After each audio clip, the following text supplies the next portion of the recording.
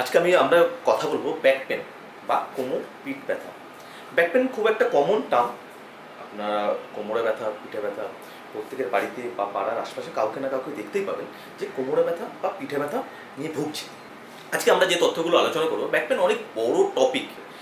আমরা চেষ্টা করব সহজ সংক্ষিপ্তভাবে ব্যাক পেন নিয়ে কিছু আলোচনা করা এবং চেষ্টা করব যতটা মেডিকেল টার্মটাকে অ্যাভয়েড করে সাধারণ মানুষের বোঝার জন্য, যাতে সব ধরনের মানুষ জিনিসটা বুঝতে পারে। আমরা সেই ব্যাপারে আজকে আলোচনা করব। আমার যে কথাগুলো বা আজকে যে আলোচনা করবো, আজকে ব্যাক পেন নিয়ে যে ডিসকাশন হবে, সেটা কোনোটাই আমার নিজের কথা নয়। এগুলো বিভিন্ন স্টাডি, রিসার্চ এবং বিভিন্ন অ্যাকসেপ্টেড বুক থেকে নেওয়া, এবং যেগুলো গ্লোবালি অ্যাপ্রুভ বা বিভিন্ন যে গাইডলাইন সংস্থাগুলো আছে সেইগুলো থেকে অ্যাপ্রুভ এই কথাগুলো। তো ব্যাক পেন নিয়ে প্রথমেই বলে রাখি, কিছু স্টাডি আছে ব্যাক পেন নিয়ে যেগুলো খুব ইন্টারেস্টিং, যে ব্যাক পেন আমাদের বা সোশিও ইকোনমিক কন্ডিশনের জন্য কতটা ক্ষতিকারক। ব্যাক পেন তো আপনাকে ব্যথা দেবেই, আপনার তো ক্ষতি হচ্ছেই, সঙ্গে দেশ এবং সমাজেরও ক্ষতি হচ্ছে আপনার ব্যাক পেনের জন্য। একটা স্টাডিতে দেখা গেছে নিয়ার অ্যাবাউট প্রতি বছর ইউএসএতে শুধুমাত্র ব্যাক পেনের জন্য লিমিটেশন অফ ওয়ার্ক, মানে কর্মক্ষেত্রে বাধার জন্য $50 বিলিয়ন নষ্ট হয়। কানাডায় একটা স্টাডিতে দেখা গেছে, কানাডায় সব থেকে বেশি ওভার দ্য কাউন্টার যেটা সেল হয় সেটা হচ্ছে ওপয়েড অ্যানালজেসিক, মানে ব্যথার ওষুধ শুধুমাত্র ব্যাক পেনের জন্য। নর্থ আমেরিকাতে অল ওভার দেশগুলোতে দেখা গেছে যে ব্যাক পেনের জন্য নিয়ার অ্যাবাউট $100 মিলিয়ন প্রতি বছর নষ্ট হয় শুধু লিমিটেড অফ ওয়ার্ক, মানে ব্যাক পেনের জন্য কাজের বাধা। ভারতবর্ষে একটা ব্যাক পেন নিয়ে রিসার্চ হয়েছিল 2013 সালে। সিএমসি লুধিয়ানা একটা রিসার্চ করেছে ব্যাক পেনের, যে ব্যাক পেনের জন্য ভারতবর্ষে প্রায় 16 থেকে 93% মানুষ এফেক্টেড হয়। ব্যাক পেন কি বংশগত, মানে বাবা মার থাকলে ছেলের হতে পারে, এরকম কিছু ব্যাপার আছে? তো প্রথমত বলে দিই, ব্যাক পেন কোনো বংশগত নয়, তবে দেখা গেছে যে ব্যাক পেন মোটামুটি পাবমেডের একটা রিসার্চে দেখা গেছে যে প্রতি 10 জনের মধ্যে 8 জনের লাইফ অল ওভার লাইফ পেনে কোনো না কোনো সময় তার ব্যাক পেনে এক্সপিরিয়েন্স হয়েছে।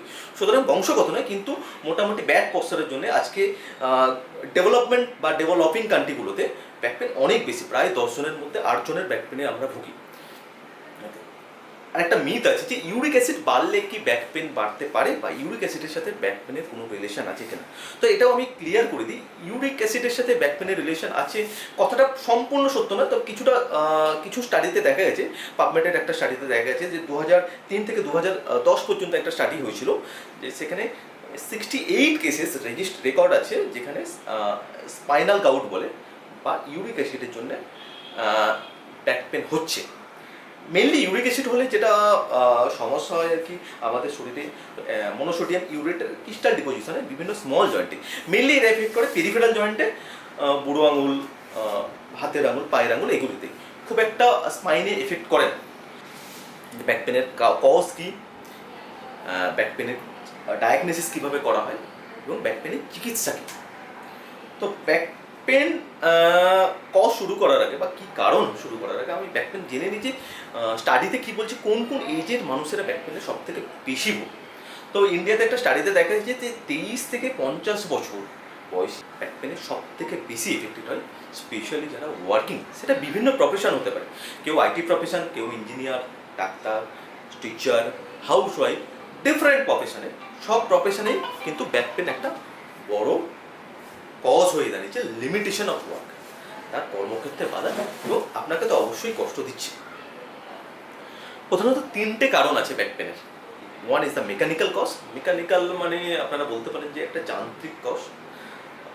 হচ্ছে সেকেন্ডারি হচ্ছে সিস্টেমিক কজ, থার্ড হচ্ছে রেফার্ড কজ। ওকে, মেকানিক্যাল কজটাই মোটামুটি 90 to 95% main cause of back pain. তো মেকানিক্যাল কজের কয়েকটা ভাগে আমরা যদি সহজভাবে ভাগ করে দিই, যে মেকানিক্যাল কজের মধ্যে কয়েকটা পার্ট আছে বা সাব টাইপ আছে, যেটা হচ্ছে ব্যাক পেনের কজ বা কারণ। ফার্স্ট কজ হচ্ছে ব্যাক মাসেল স্ট্রেন আর লিগামেন্ট স্পেন। এই একটা বড় কারণ, যে আপনি ভুলভাবে কোনো জিনিস তুলছেন, বা ইরেগুলার পশ্চার, বা অনেক দিন ধরে ভুল পশ্চার, বা পশ্চার মানে আমরা জানি রাখি যে posture is the normal alignment of the body. এটা মানে আপনার যে নর্মাল স্ট্রাকচার, সেটাকে আমরা পশ্চার বলব। তো আমরা যদি নর্মাল স্ট্রাকচারের বিপরীতে গিয়ে কন্টিনিউ কিছু কাজ বছরের পর বছর করে যাচ্ছি, মাসের পর মাস করে যাচ্ছি, তাহলে আমাদের এই ব্যাক পশ্চারের জন্য একটা ব্যাক পেন তৈরি হচ্ছে, বা কোমরে ব্যথা একটা ডেভেলপ করছে। সেকেন্ড কজ হচ্ছে ইনজুরি। আপনার ধরুন আপনি সেটা মাইল্ড হতে পারে, মডারেট হতে পারে, ডাইরেক্ট ট্রমা হতে পারে, ইনডাইরেক্ট ট্রমা হতে পারে। মানে মাইল্ড মানে খুব সামান্য ইনজুরি থেকে হতে পারে, বড় ইনজুরি থেকে হতে পারে, সরাসরি আপনার কোমরে আঘাত লাগার জন্য একটা ব্যাক পেন, মেকানিক্যাল ইনজুরি হতে পারে। ধরুন আপনি কোনো জিনিস, ভারী জিনিস নিচু হয়ে তুলতে যাচ্ছেন বা কোনো ভারী জিনিস ক্যারি করে নিয়ে যাচ্ছেন, সে কোমরে যেটা বেশি প্রেশার করছে, আপনার কোমরের মাসেলগুলোকে বেশি আরও জোর দিতে হচ্ছে, সেখান থেকে একটা মাইল্ড ইনজুরি বা repeated stress injury, microtear, repeated stress injury এবং মাইকোটিয়ার মানে ছোটো ছোটো মাসেলের মধ্যে ইনজুরি হওয়ার জন্য আপনার ওখানে ব্যাক পেন ডেভেলপ করছে। নেক্সট কজ ডিস্ক হার্নিয়েশন বা ডিস্ক প্রলাপস। প্রথমে ডিস্ক সম্বন্ধে একটু জানিয়ে রাখি। ডিস্ক হচ্ছে একটা কুশন বা বালিশের মধ্যে, যেটা আমরা স্পাইনাল কর্ডের দুটো ভার্টিব্রার মাঝখানে থাকে, ঠিক আছে। এই ডিস্ক যদি নর্মাল পজিশন থেকে কোনোভাবে বেরিয়ে আসে, তাকে ডিস্ক প্রলাপস বা ডিস্ক হার্নিয়েশন বলা হয়, ঠিক আছে। স্লিপ ডিস্ক খুব চলতি কথা, আপনারা সবাই বোধহয় শুনেছেন স্লিপ ডিস্ক। এইটাকেই মেডিকেল টার্ম হিসাবে বলা হয় পিআইভিটি, ডিস্ক প্রলাপস বা ডিস্ক হার্নিয়েশন। ডিস্কের মোটামুটি যে একটা বেরিয়ার থাকে, তার মাঝখানে একটা জিনিস থাকে, সেটাকে বলা হয় নিউক্লিয়াস পালপোসাস। সেটা বেরিয়ে এসে ডিউ টু ইনজুরি হতে পারে, ডিউ টু এজ হতে পারে, due to changes, osteoarthritis changes হতে পারে, সেখান থেকে প্রলং কম্প্রেশনের জন্য ডিস্ক বেরিয়ে এসে যে জিনিসটা তৈরি করে ডিস্ক হার্নিয়েশন, সেটা একটা বড় কজ কমন ব্যাক পেনের। Degenerative disc disease. Degenerative disc disease মানে ডিস্ক আমরা আগেই বলে দিচ্ছি ডিস্কটা কি। ডিজেনারেটিভ মানে হচ্ছে বয়সজনিত ক্ষয়। বয়স হলে যেমন মানুষের মাথার চুল পাকে, চোখে ছানি পড়ে, একটা বয়সের পর ডিস্ক আস্তে আস্তে ক্ষয়তে থাকে, সেখান থেকেও কিন্তু কোমরে ব্যথা একটা বড় কজ। এগুলো সবই মেকানিক্যাল কজের মধ্যে পড়ছে। এরপরে চলে আসছে আমরা লাম্বার স্পন্ডালোসিস। লাম্বার স্পন্ডালোসিস খুব কমন ওয়ার্ড, আপনারা সবাই শুনেছেন। লাম্বার স্পন্ডালোসিস একটা কোমরের ব্যথা বড় কারণ। তো irregular posture or spinal deformity. Mainly তিনটে টাইপের ইরেগুলার পশ্চার বা পশ্চারের জন্য স্পাইনাল ডিফরমিটি ডেভেলপ করে। একটা হচ্ছে স্কোলিওসিস।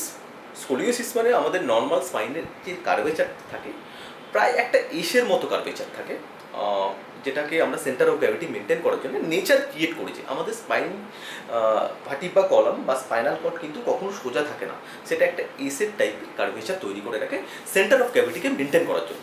তো সেইটা যখন ল্যাটারালি কোনো একটা সাইডে বেশি করে ডেভিয়েট হয়ে যায়, তাকে বলে স্পাইনাল স্কোলিওসিস। এই স্পাইনাল স্কোলিওসিসের জন্য মেন কজ হয়, স্পাইনাল স্কোলিওসিস একটা মেন কজ ব্যাক পেনের। এছাড়া হতে পারে কাইফোসিস। কাইফোসিস মানে সামনের দিকে যদি বেশি আমরা ঝুঁকে যাই, বা আমাদের স্পাইন যদি সামনের দিকে বেশি ঝুঁকে যায় নর্মাল অ্যাঙ্গেলের থেকে, সেটাকে বলে কাইফোসিস। লর্ডোসিস। লর্ডোসিস কথাটা এসেছে লর্ড মানে হচ্ছে রাজা। রাজাদের মানে একটা টেন্ডেন্সি থাকে সবসময় মাথা উঁচু করে থাকা বা আকাশের দিকে তাকিয়ে থাকা।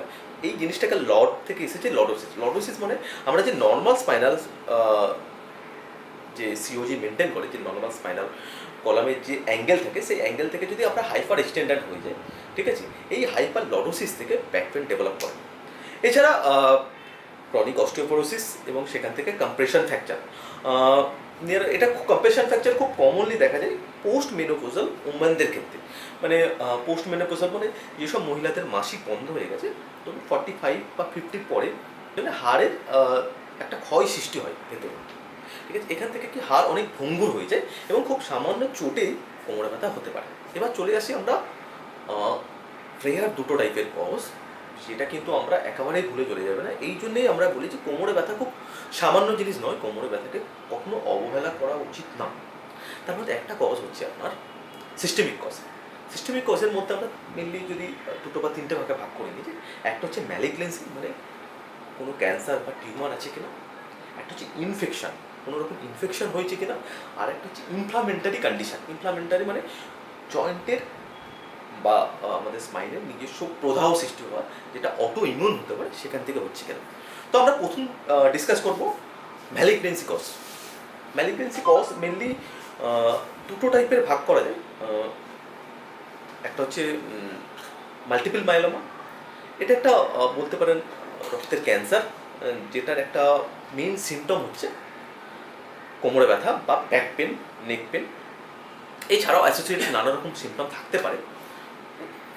এটা একটা বড় কজ মেনলি যদি 50 বছরের ওপরে কেউ ব্যাক পেন নিয়ে এফেক্ট হয়, তখন কিন্তু সবসময় একটা ডাক্তার বা ফিজিশিয়ান বা ফিজিওথেরাপিস্ট এদের বা যে কোনো হেলথ কেয়ার প্রোভাইডার যারা, তাদের কিন্তু সবসময় মাথায় রাখতে হবে যে এই ব্যাক পেনটা সাধারণ ব্যাক পেন নাও হতে পারে।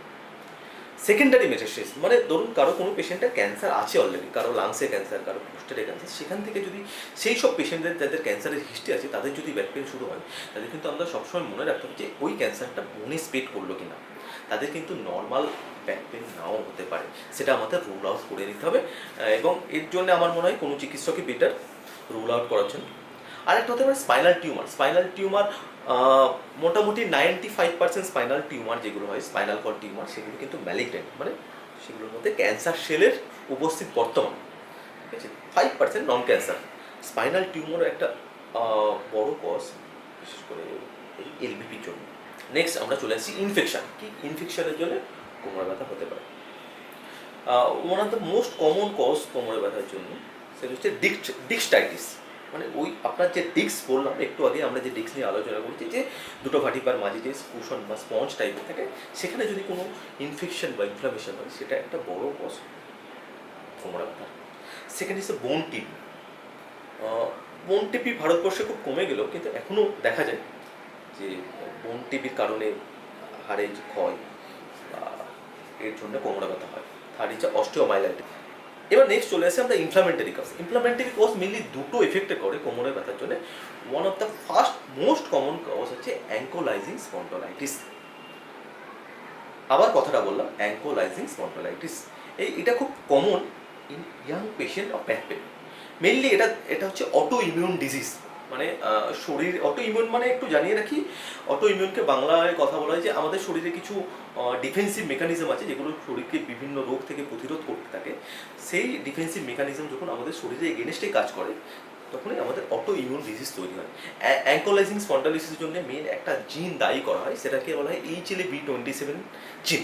তো এই জিনটা অনেকেরই থাকে, কিন্তু এটা থাকা মানে যে আপনার অ্যাঙ্কোলাইজিং স্পন্ডালাইটিস হয়েছে এরকম কোনো ব্যাপার না। এটা কোমরে ব্যথার একটা ইয়াং পেশেন্টদের কোমরে ব্যথার মেনলি 15 থেকে 45 বছরের পেশেন্টদের একটা বড় কজ হচ্ছে অ্যাঙ্কোলাইজিং স্পন্ডালাইটিস। নেক্সট আমরা ডিসকাস করবো রিমাটয়েড আর্থারাইটিস। রিমাটয়েড আর্থারাইটিস একটা রক্তের বাত বলতে পারেন, খুব কমন, আপনারা শুনেছেন। রিমাটয়েড আর্থারাইটিসে মেনলি এফেক্ট হয় স্মল জয়েন্ট, মানে আপনার পেরিফেরাল স্মল জয়েন্ট, হাতের আঙুল, পায়ের আঙুল, এগুলো মেনলি এফেক্টেড হয়। এছাড়া সিস্টেমিক নানা রকম এর সাথে এফেক্টেড হতে পারে, কিন্তু এর সঙ্গে কোমরে ব্যথাও অনেক দেরি করে, যারা দীর্ঘদিন রিমাটয়েড আর্থারাইটিসে ভুগছেন তাদের কোমরে ব্যথাটাও ডেভেলপ করে। এই হচ্ছে ইনফ্লামেটরি কজ। এবার আমরা চলে এসেছি রেফার কজ। কোমরে ব্যথার তো এটা তো একটা মেন কোমরের সমস্যার জন্য বা অটোইমিউন ডিজিজ, বা মেনলি এটা কোমরে এফেক্ট করছে বলে কোমরে ব্যথা হচ্ছে, বা এটার কজ কিন্তু কোমরে। কিন্তু কিছু কিছু ক্ষেত্রে যার কোমরে ব্যথা হয়, কিন্তু সেখানে কোনো কোমরের সাথে তার কোনো রিলেশন থাকে না, বা উৎপন্ন অন্য একটা রোগের জন্য অ্যাসোসিয়েট সিমটম হিসেবে কোমরে ব্যথা দেখা দিচ্ছে। One of the most common cause হচ্ছে রেনাল স্টোন। একটা ডিফারেন্সিয়েট খুব করা দরকার যদি কোমরে ব্যথা হয় ইয়াং পেশেন্ট। অনেক সময় কিডনিতে পাথর পড়লে বা রেনাল ক্যালকুলি বা কিডনিতে পাথর পড়লে সেটা রেডিয়েট করে কিন্তু ব্যাক পেন হিসেবেই প্রেজেন্ট করে, ঠিক আছে। গল ব্লাডার স্টোনও অনেক সময় ব্যাকের দিকে যায়। প্যানক্রিয়াসে ইনফ্লামেশন হলে যে পেট ব্যথা, তার সঙ্গে কোমরে ব্যথা হতে পারে। Prostatitis, pelvic inflammatory disease, endometriosis, এগুলো common cause for the refer pain. এই হচ্ছে মোটামুটি কোমরে ব্যথার কমন কজ।